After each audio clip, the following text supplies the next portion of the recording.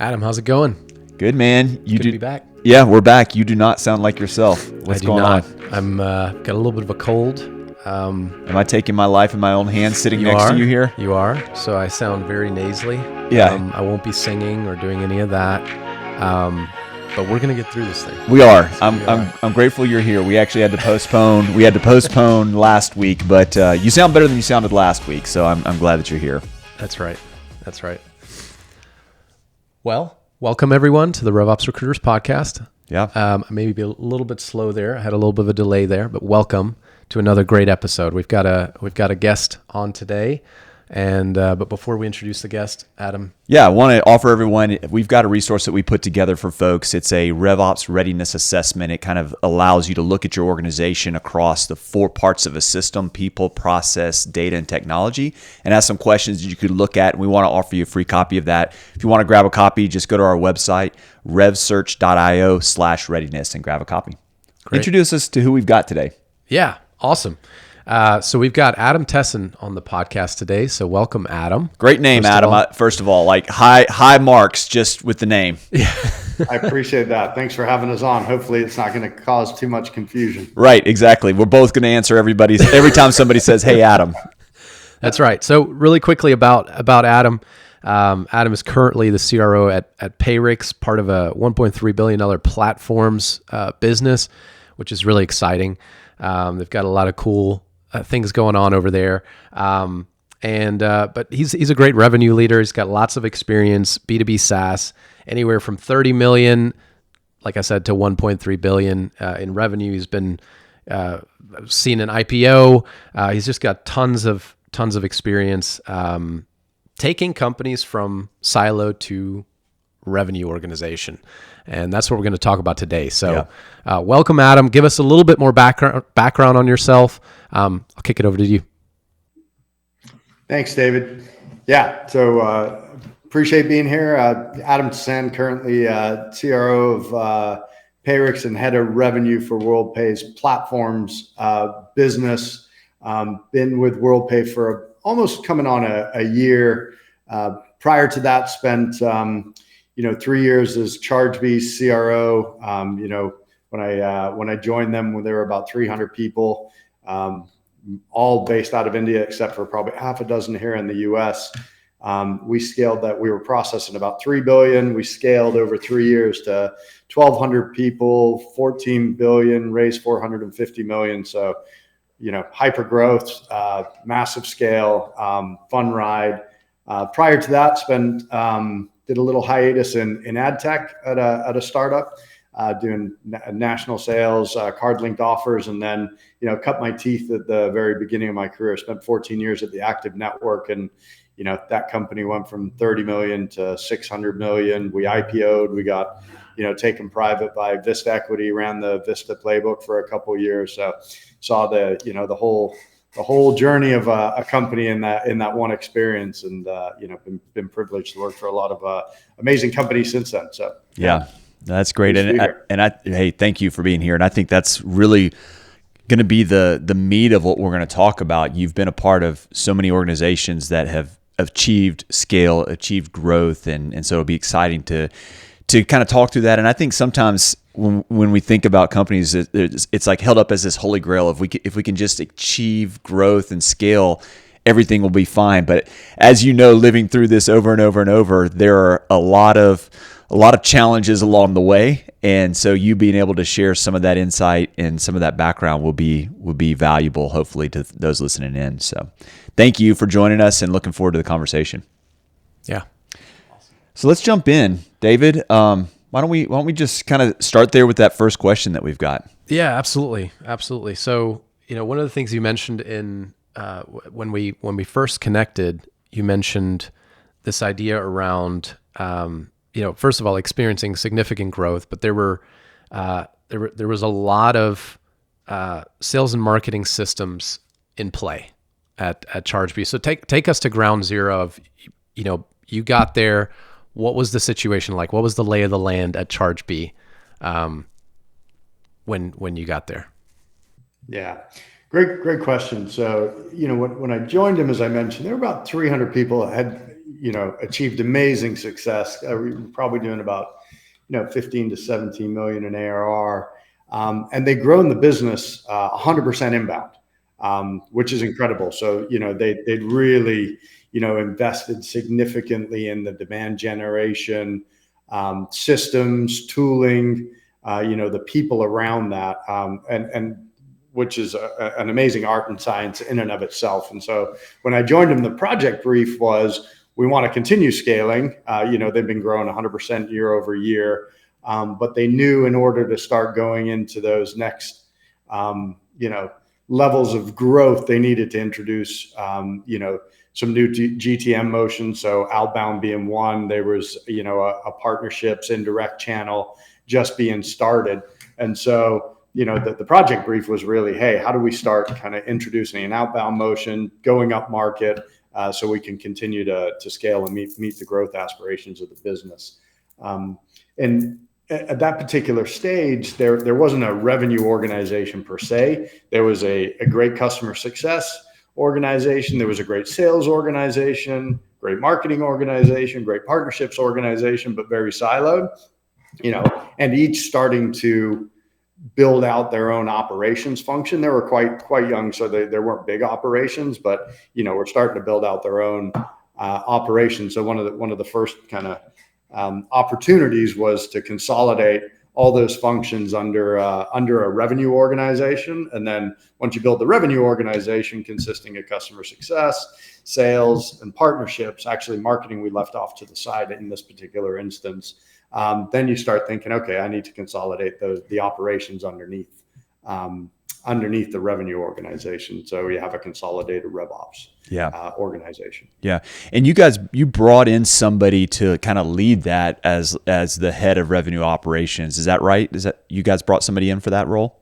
Yeah, that's right. So we had some amazing talent in each of those pockets under sales, under customer success, they started building out a sales ops function, customer success ops function. There was some amazing talent under there, and we brought those folks together. But what we really needed on that particular juncture was, just like you bring a CRO in to consolidate a revenue organization, we needed a VP of RevOps that understood, how to build a revenue ops function to support a consolidated rev org.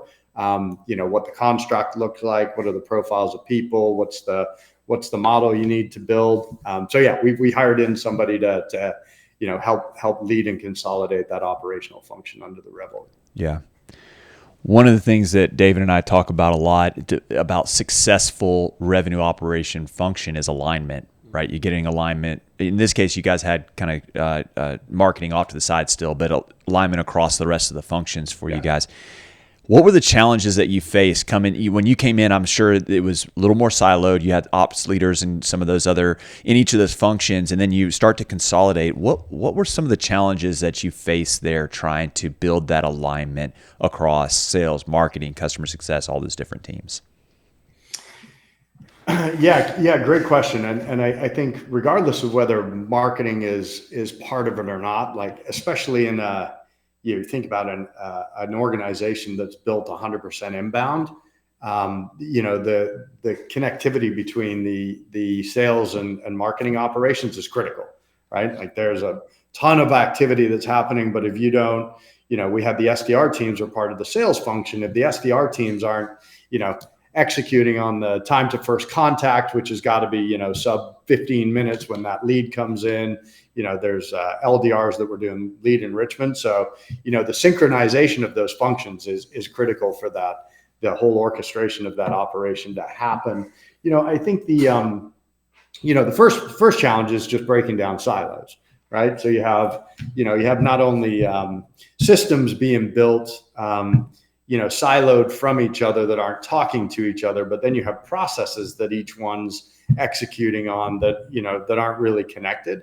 And so if you think about the whole premise of a revenue organization, and indeed the RevOps part of it is, designed to scale and synchronize all the revenue functions and really to map those against the customer buying journey and optimize that experience.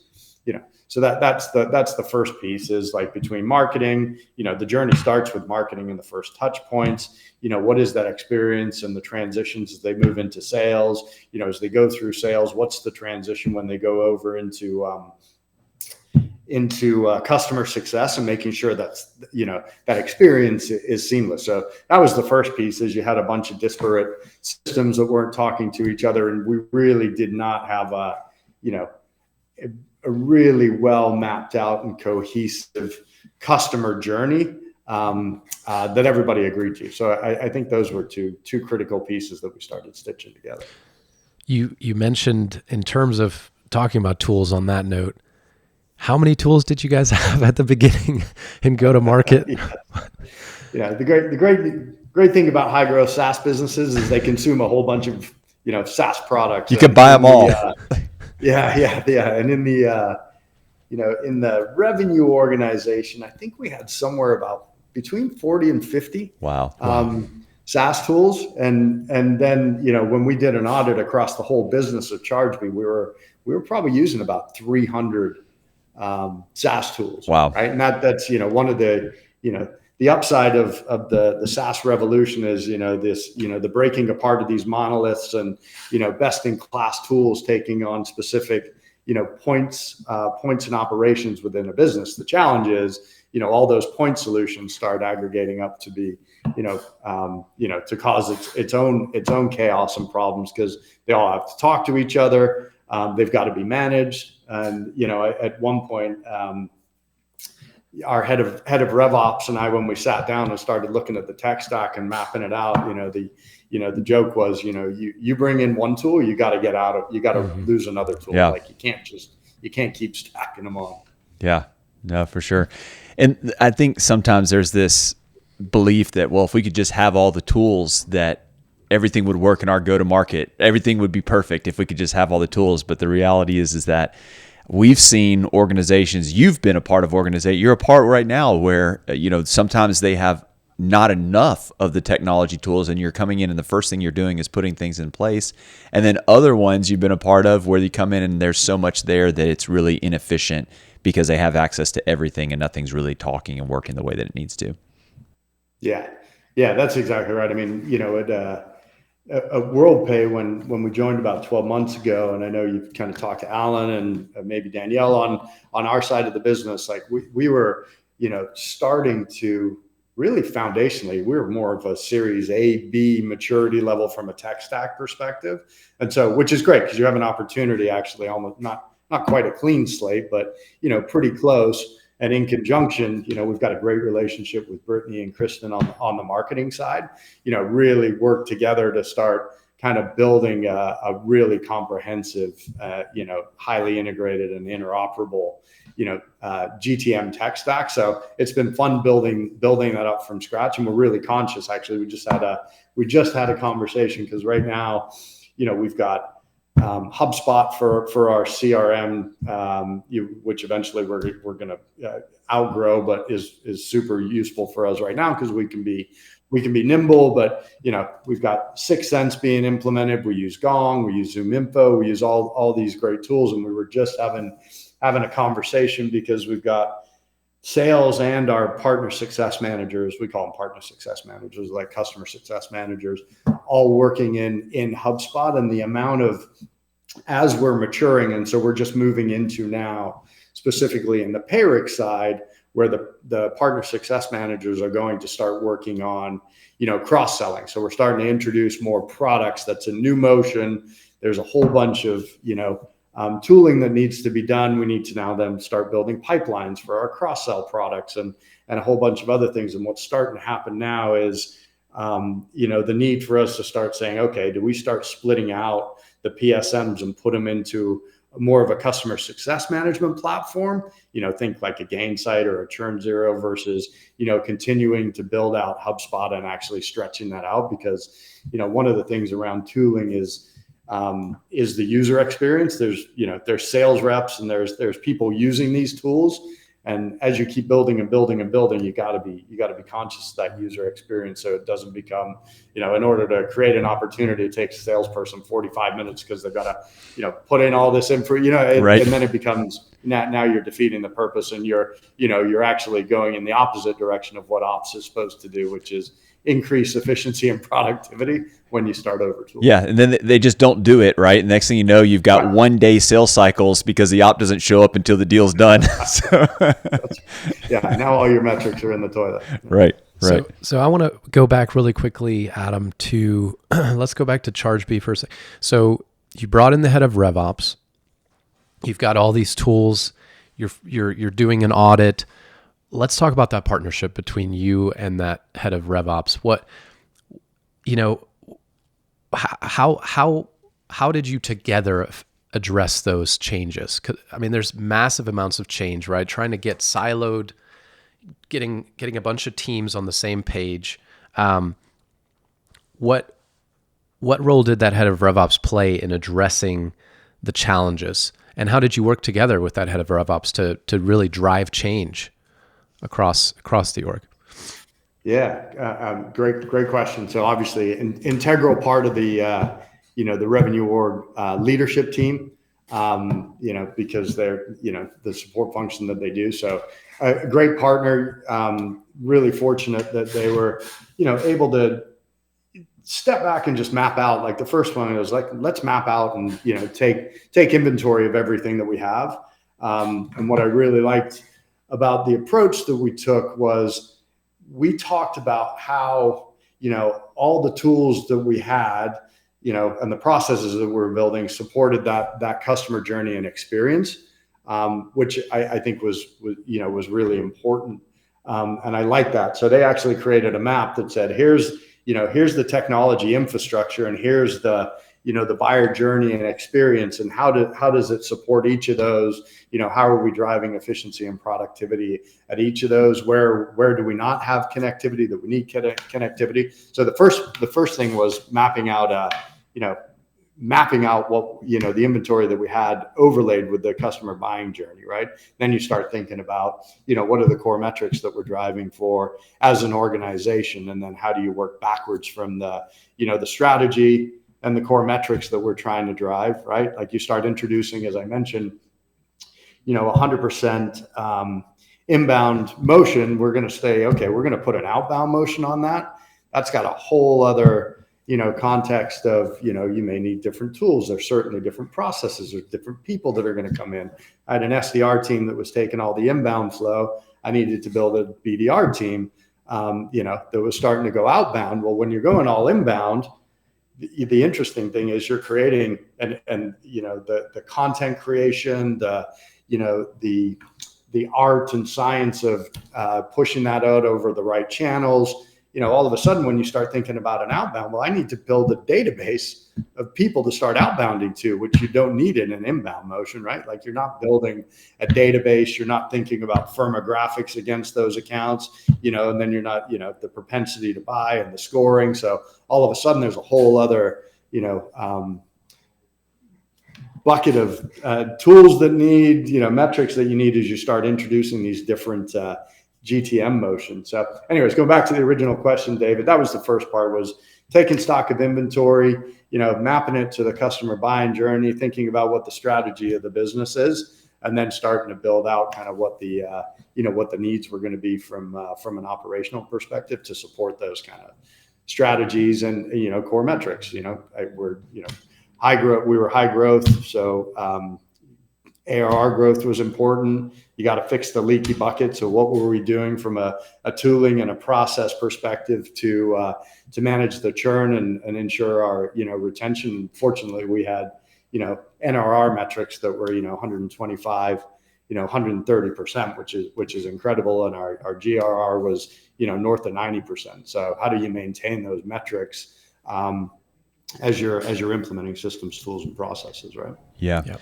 And what I really appreciate about what you said there is it really, regardless of where anyone's business is, whether you're on the side of having way more tech than you need and plenty of operational functionality to the organization, or whether you have none of that and you're just beginning to think about it, the beauty of what you shared there is it all starts with that buyer's journey and really trying to figure out what do we want to create for our customer? What's the experience? What matters? What are the points that we're going to take them through as it relates to our go-to-market function? And once you've mapped that, then you either, in one case, you're taking away tech that wasn't relevant anymore and doubling down on the parts that were, or if you don't have any of that, you can begin to look at it and say, okay, what do we need to add there that really is going to strengthen it? So I appreciate that perspective that you're sharing of it all has to be overlaid on that experience that you're trying to create for your customer, that go-to-market function that you want them to move through. One of the things you talked about previously was this idea of enablement. You've got some thoughts around enablement and how it works and why it's a priority. Unpack that a little bit for us. Yeah, David, who was heading up our RevOps at the time, this is Chargebee, and relevant to today, we're going through a very similar experience. From one of the things that we were conscious about is, as you think about, even stepping back a bit, which is kind of relevant to enablement. So the other thing that we focused on is I call it a management operating rhythm, right? So there's a company called Force Management that I've used before that brings in a management operating rhythm and a framework of how the revenue organization operates, and it takes in like when the managers and reps do one-on-ones, when do the pipeline reviews, what's the forecast, the weekly forecast rolls up to the LT, how do you do monthly revenue reviews that feed into QBRs that ultimately roll up to the board thing. So I think that framework is important. And then on top of that, you're going to overlay a methodology, right? So, you have processes that you build and then you need methodologies. And so, we'd introduce gap selling. So, as you're talking through this, you can imagine the amount of new tooling that's going in, new methodologies that you're trying to, put into the organization. And there's an adoption rate that you need to be cognizant of. And part of that is enabling. It's no point throwing tools and methodologies in if you're not taking the time to making sure that the reps, customer success folks, and everybody is actually enabled on there and adopting the tools. So sequencing them in is pretty important. And we're actually had the same experience here at WorldPay, as I mentioned, kind of starting to build a tech stack. We use Winning by Design to help us kind of build out all the processing. We're also implementing gap selling, and what we're cognizant of, the Payrix business, 100 million growing at 80% year over year, massive scale. What we were introducing into the sales organization specifically, we had to back off and slow down to say these guys, they need some time for this all to kind of settle in, make sure they adopt it. Otherwise, it just gets lost, and they can only absorb so much at a time, right? Yeah. I think one of the things that David and I talk about so often in these roles when we're working with organizations is that when we first when you look at a JD, a job description, it often says we need this skill, right? We need them to have touched this thing, to have done this thing. But for us, that's only 50% of what makes a revenue operations leader great. Really, probably any leader great is, do they know the skills, the hard skills needed for their role? But if they don't have the ability to bring alongside that the people skills, the emotional intelligence, the ability to drive change, to read a room, to get adoption, it doesn't matter how good you are working inside of a piece of technology. If people don't believe in where you're wanting to take them and aren't buying in and going there with you, you're not going to be effective.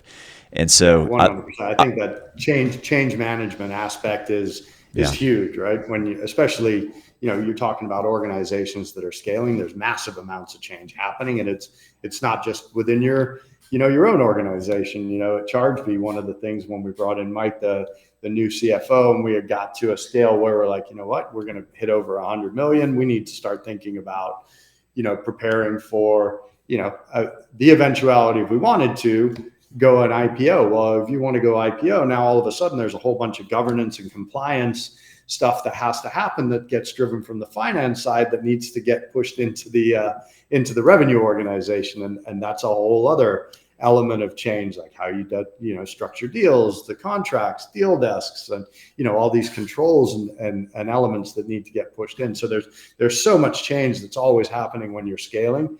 One of the things that we were, I think, good at when we introduced that outbound motion on top of this great demand gen engine, what we didn't really factor in was, wow, like we've got a whole bunch of marketing folks that are amazing at demand gen, but you start introducing an outbound motion, like, hey, let's build a database and do an email campaign out to them. People are like, well, we don't do email campaigns. I don't know what that is. Like we push stuff over digital channels like LinkedIn and Facebook and optimized channels. And then you start going up market and you're selling, bigger deals. And all of a sudden the servicing and the implementation of that becomes far more complicated.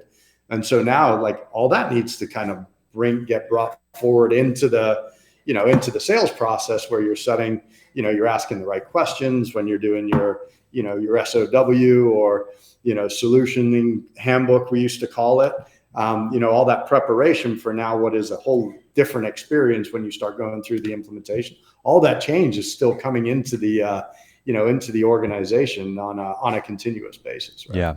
Yeah. Well, this has been a great conversation. I think just your experience of what you've gone through as a revenue leader and seeing that go-to-market transformation happen as companies look to scale and grow. Hopefully, our audience can take a lot away from that. I guess my final question would be, if you were speaking to other CROs, other PE, other revenue operations leaders out there, and is there any final piece of advice that you'd say, hey, as you're going through these go-to-market transformation, here's something to consider, anything that you'd want to share before we kind of wrap things up here? I think strategic alignment at the executive level is important. Like when you're going to, just for example, go back to that the concept of saying, hey, we're going to implement an outbound motion that's going to take us up market. Well, the rest of the organization needs to be aligned that we are, going through that motion and going to start moving up market. Like marketing needs to understand what different motions, tooling, expertise they need in order to support that. As you're going up market, the support and servicing are going to get stretched, products going to get stressed. So I think it starts there. And then, I think for, that synchronization and of revenue functions and really thinking about, I think everybody, a lot of instances, and I've done this myself, you start thinking about, okay, we're going to design the sales process, we're going to put this methodology in place and having an inward looking view of how you're designing that. Whereas if you actually flip it and start from the customer journey side of things, I think that's a really important piece of the puzzle. If you not start there, if you design it and then you need to overlay that customer journey and external piece, that you're looking at and taking in consideration what that journey and experience is going to be right from the very, first touch point from a marketing perspective all the way through to, if it's an SDR or BDR that they're touching. I think that element is pretty critical. I think you'll end up, designing a world-class, highly optimized, very customer-centric process if you're taking both of those lenses into account. Yeah. Great advice. That's good. It's good. I love the image that popped into my head when you were talking was, beating the drum and getting on rhythm and just thinking about that, that you do have to be, in order to get in the right direction with everyone, you have to be able to align, and it starts at the very top. And I love the call out of the operating rhythm, the management operating cadence. That's a huge part. That's one of my big takeaways from this conversation. So appreciate that. It's good. Yeah. Well, Adam, great to have you. Thanks so much for joining us on the podcast and just sharing your perspective. I think there'll be a lot of value that folks can pick up. So just very, very, very appreciative. Yeah. That's great. Thanks, Adam. Adam, David, great hanging out with you guys. Appreciate the conversation. Enjoyed it. Yeah, us too. Talk to you soon. Bye now.